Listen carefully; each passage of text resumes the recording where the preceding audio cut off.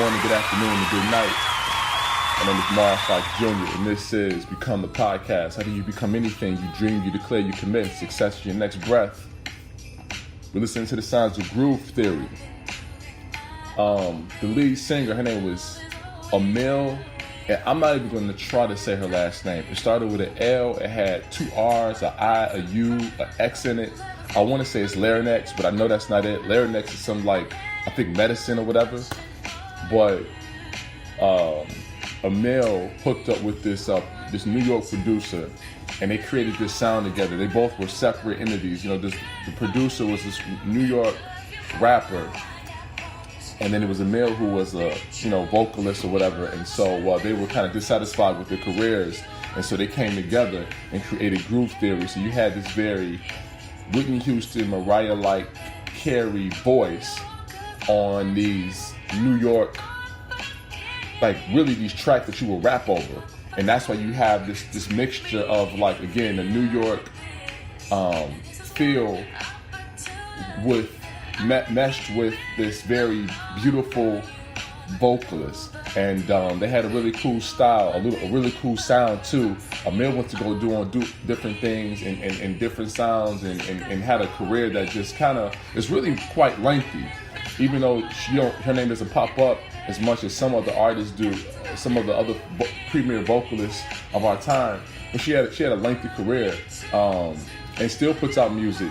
But her voice is really dope, and this sound right here was really appropriate for the 90s. So let's jump into it. Today's theme is before you start giving advice, and this is not just for you. This is for me too, because I have a hard time doing this. The second somebody tells me something and I sense a problem, or I hear what I think is a problem, I immediately go into advice mode. I immediately go into counselor mode, right? And again, it don't have to be a problem to the person. It's got to be a problem to me. If I think it's a problem, I start going hard on the advice, and I got to get better at that. I got to get better at just being able to just listen to somebody, let them rap with me. And my mentor, James Piazza, he gave me a line to start using. He says, "Can I give you a piece of unsolicited advice?" Ask the person if they even want your advice at all, right? Or for my case, I need to ask the person, do they want my advice instead of just giving them my advice? So I got to get better at that. But I do want to talk about this notion of giving advice, because I think there's some things to think about when helping people out. We all want to help people out, right? It makes us feel purposeful. It makes us feel valuable. We all want to help people out, especially if it's all about just talking. If I can just give you some advice, if I can just talk to you and give you some advice, we all love doing that, because again, it makes us feel purposeful and it makes us feel valuable. But sometimes it distracts us from our purpose, because I might be giving you some advice about case in point, somebody yesterday is this person that I deal with, good friend of mine. Her name is Jessica. She's doing this incredible event, and she was talking to me about ticket sales, and she's got a really, really good problem. Her ticket sales, people have RSVP for ticket sales, and she is trying to figure out, should she cap it off, or should she allow it to continue to sell tickets on the day of the event? And what she doesn't want to do is have people come there upset because there's no more tickets left, but at the same time, she doesn't want to cut herself short. And she has obviously, the venue holds a certain amount of people. She sold quite a few tickets, but again, these are free tickets, but you still have to RSVP for them or reserve them. So it's this kind of, again, the problem is, do I cap it off, or do I allow people to get there on the day of, and there may be the potential that those people will be upset. So it's a good problem to have, because the event is going to be slamming. It's going to be an awesome event. But she asked me my opinion, and I was like, I don't know. I have nothing to say. I don't, that's not my world. I have nothing to say. I know nothing about ticket sales. I know nothing about projecting interest and ticket sales and the day of or before. I don't know anything, right? So I didn't say anything. And there are these moments in life where it's like, yo, like, you probably shouldn't say anything. Like, if that's not your lane, don't say anything. You know what I'm saying? But normally in those situations, we jump at it anyway. We jump at giving advice anyway because it makes us feel valuable. And I think it becomes a distraction because really we should be focusing on what are we really good at, right? What are we really good at? What are we? Where is our genius level talent? What's our passion? Like, give advice, help somebody out. You know what I'm saying? But make sure it's in your lane. And I finally, for a chance, did the right thing, and I shut my mouth. I didn't say anything because I'm like, that's not my lane. You know what I'm saying? So I think there's a little bit of a rubric or a manifesto to giving advice. And so I'm going to give you 3 points of contact. And so let's knock them out. The first thing, ask the person if they need your help, and then ask them how. Like, when you're talking to somebody and you hear them kind of giving you a story or a situation, sometimes people just like to give you a story. Some people like to just like to complain. It's okay. You can be the highest person, but sometimes you need people that you can complain with. There's some people that you can't complain with because they'll take it the wrong way, and then they'll start loading all their complaints on you, and they just want to create a toxic environment. But there's some people that get you and understand that every now and then you need an opportunity to just be human, right? And they realize that every now and then you need an opportunity to just talk. And just talk about the workplace, talk about a bad relationship, talk about a unwanted, silly situation that took place when you were at, the grocery store. You know what I'm saying? Some people just like let me just be human for a little bit and just rap with you. And when they talking, it's not always necessary for you to give them a response in the form of advice. Right? And so what I am working through right now, I learned this a while ago, but what I'm working through is just stopping for a minute and saying, word, cool. And that'd be it. That'd be it. And then sometimes being able to say, can I give you some advice? Do you want some advice? And that person might say, nah, I don't need any advice. I got it. I just want to rap with you about it. I just want you to rap to you about it. You might say, I thought it was funny. I thought it was an interesting story. I just had this I just needed to get this off my chest. It might be that simple. So when you want to give advice, ask people, can I give you some advice? Do you need some advice? And what do you need? Because sometimes people need a shoulder to cry on. Sometimes people need a ear to listen to them. Sometimes people they need different things. So that's the first thing. That's the first point of contact. Before you start, going hard, ask people like, yo, do you even need any advice? And how do you need the advice? I think it's a really, really good way to tackle listening and being there for friends. Just asking them, like, do you need anything first, right? And then if you want, and if you see an opportunity to give them advice, I think it's always good to ask them, can I give you some unsolicited advice? All right? The second point of contact is, don't make your resilience the standard for toughness. Don't make your resilience the standard for toughness. Don't make your breakthrough, don't make your triumphant comeback the standard for success. I know a lot of people that look at, this is what I went through. This is what I went through.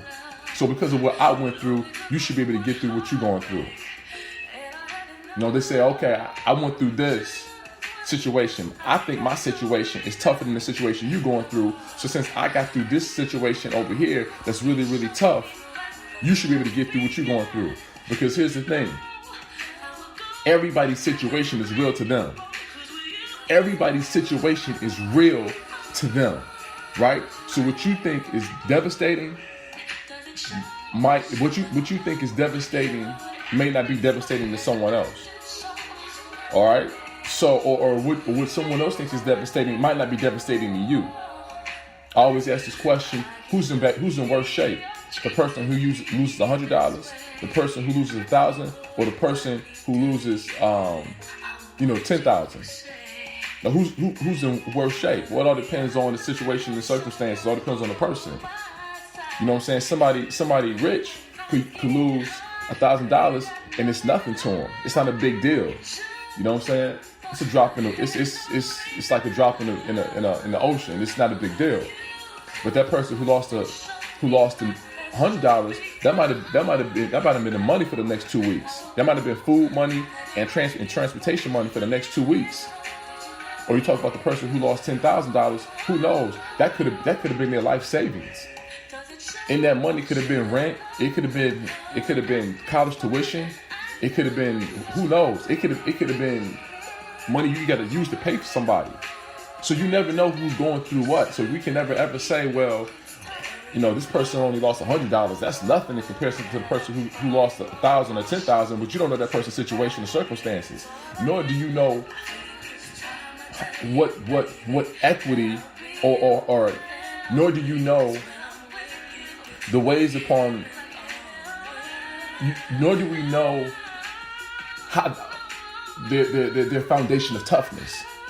You know, if you've been going through the struggle for quite some time, then yeah, maybe you can get hit with something and it's nothing to you. But if you haven't been going through the struggle for quite some time, maybe, you know, your situation and circumstances have been very, very mild, right?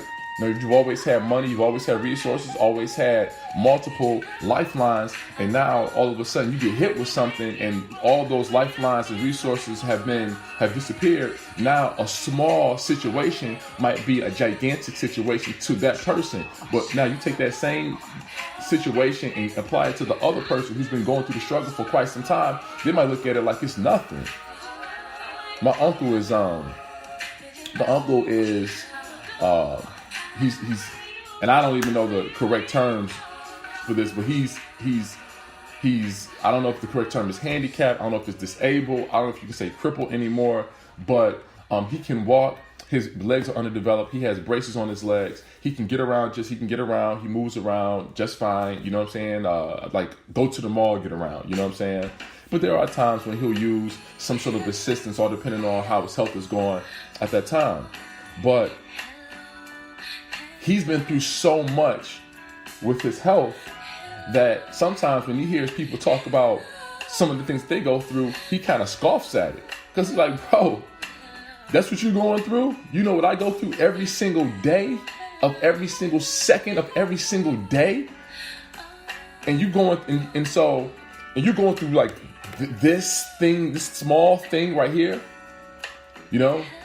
So, and rightfully so. When you going through the storm and you hear other people, and you going through the storm and somebody said it rained for like a couple minutes, you like, bro, my clouds above me it's always raining. But what we have to do is we have to work on our empathy, and we have to empathize with people and realize that everybody's level of tolerance and level of resilience is different. You know what I'm saying? All depending on what the backdrop is, what they've been through. And being sympathetic is basically just recognizing somebody and trying to put a silver lining over their pain. It's like saying, yo, man, I'm going through this, and you're like, well, at least you got this going for you. Or, well, I'm going through this. Well, at least you got this going for you. It's like, nah, man, why don't you recognize what I'm going through, though? Don't tell me about all the good things I got going in my life. Like, this is what I'm struggling with right now. That's what empathy does. Empathy looks to take yourself out of take yourself out of your shoes and put yourself in the shoes of the person who's going through something, so you can really feel it. It's almost like well, as that person's going through the storm, it's almost like giving that person a hug, putting your arm around them, and letting the water come down on you so you can feel it too. So like now we both getting wet. Now we both getting wet from the cloud. Now I get it. Now I understand what you're going through. And I understand how this can be devastating to you. You know, I couldn't understand it from over there. Just watching you, I couldn't understand it. But now that I'm in it with you, I get it now. That's what being empathizing is. You know, taking yourself out of your situation and putting yourself in somebody else's situation. Dr. Eddie Glaude, he's a professor, I think, at Harvard. And I may be getting it wrong, but he definitely goes to one of the professors at one of the Ivy League schools. He said America is at an imagination deficit, or has an imagination deficit, meaning we have a hard time using our imagination to feel how somebody else might feel, which is the reason why we are so vicious and cruel to certain economic classes in America. We look at the people over in Flint; they still don't have water because Snyder and some of these other people don't have an imagination to feel how would that feel? And you got some people that are looking at it and over there watching it, and they still can't imagine what it will feel like after a year to wake up with this condition, knowing that knowing that the pipes are the way that they are. You got New Orleans, that's like a third world country, you know what I'm saying, in America. They're still underdeveloped, still not up to the code, still not up to par. It's a third world country over in the greatest country in the world, right? Because some people don't have an imagination to see how this could be, how this could feel if you have to wake up to it every single day. And maybe some people are saying, just pull yourself up by your bootstraps and giddy up. Because they're thinking, well, this is what I did. This is what I overcame. But in all actuality, what you overcame doesn't matter. It's what these people need. And so we have to learn that what we go through and what we overcome can't be the backdrop or can't be the standard for the way in which we give advice. If I overcame some great hurdle, so what? I can use it as inspiration and motivation on some level, but at the end of the day, I have to talk to this person about what they're going through. And when the time is right, maybe I can tell them about something that I did in my life in hopes that it will inspire them or give them some sort of rubric or some sort of way in which they can use my information to help themselves out. The last thing is this, man. Make sure you're in your lane. One of my big rules are, I don't give advice. I don't take advice from people who I only take advice from people who have been where I want to go or are where I want to be. I'm not taking advice from people who have no credentials. I'm not taking advice from people who haven't had some, long-standing, sustained success in a certain area. We can't rap. And people love giving advice about things that they themselves don't know, haven't succeeded in, but they love giving advice. My son is 10 years old. If I give somebody advice about raising kids, it's only up to age 10. Every now and then, if I think I got something, I might talk to somebody about teenagers because I as a college coach, I'm dealing with 18, 19, 20 year olds, right? So maybe every now and then I might say something. Maybe. But my advice typically caps off at 10 years old. I could talk to you about 10 year olds because I'm dealing with one right now. And I can only talk about girls at age 6. So I got a boy at 10, I got a girl at age 6, and that's where I shut it off. Right? But I'm not talking to you about your 15-year-old daughter because I don't know. Now I can talk to him about training. When I train kids, I can talk to you about training a 15-year-old girl in the vacuum of basketball training. But I'm not talking to you about just the everyday ebb and flow of the life of a 15-year-old female. I have no clue what that feels like. So I shut my mouth. And I don't expect people who don't have kids to talk to me about raising children. If you're a teacher, that's one thing. We can rap a little bit. But at the end of the day, if you don't have kids, we can't rap. And I use that same rule. It's just like I told you earlier in the podcast. Somebody was talking to me about ticket sales. I know nothing about ticket sales, so I'm not giving advice about that. So make sure you're in your lane. Make sure you got some credentials. Make sure you got some resume, a long resume that gives you that validates whatever you have to say. Because again, a lot of people have they have this desire, this strong desire to start rapping, and it's like, fam, you don't know anything about what I'm going through right now. Yeah, your friends may be going through it. You know what I'm saying? Somebody in your family might be going through it. You might have watched the episode of This Is Us and saw something about drug abuse or substance abuse, but you don't really know because you ain't really going through it. So you can't really instruct me. You can't advise me. You can't help me out. And so again, as you start thinking about how you want to help people, consider these 3 points of contact. Ask first. Because if you start asking, if you start giving advice to somebody, they might not like the way you give advice, and they might find you disrespectful and offensive. So just ask them, you need some advice? Can I give you some advice? It helps out. The second thing is, don't make your resilience the backdrop or the standard for toughness. Don't make your resilience the backdrop for giving advice. Just because you got through doesn't mean that this person should be getting through. You got through, fantastic, great. Now help this person get through in the way by using their own tools. We all got tools, but not everybody's tools are activated. My biggest tool is my faith tool. It's activated. It's been activated for years. I get through a lot with my faith, but somebody else might not be as strong in their faith, and asking them to use their faith as their main tool, they might not be there yet. So they got to use other tools. They got to use their brain. They got to use their work ethic. They got to use their money, their resources, whatever. I can use my faith and get through a lot because it's been activated for a number of years, but I know that, so I use that to my advantage. The last thing is, make sure you're in your lane. Make sure you're in your lane. You can do so much good for the world if you just stay in your lane. So with that being said, I'm out of here. Groove Theory. Greatness lives on the edge of death. I am not afraid to die. I will fight for my dreams. I will celebrate my dreams. I will die for my dreams. And thoughts are things, and everything starts off as a thought first and springs from a place of mindfulness and clarity. My name is Marv Ice Jr. This is the Become Podcast. Take care.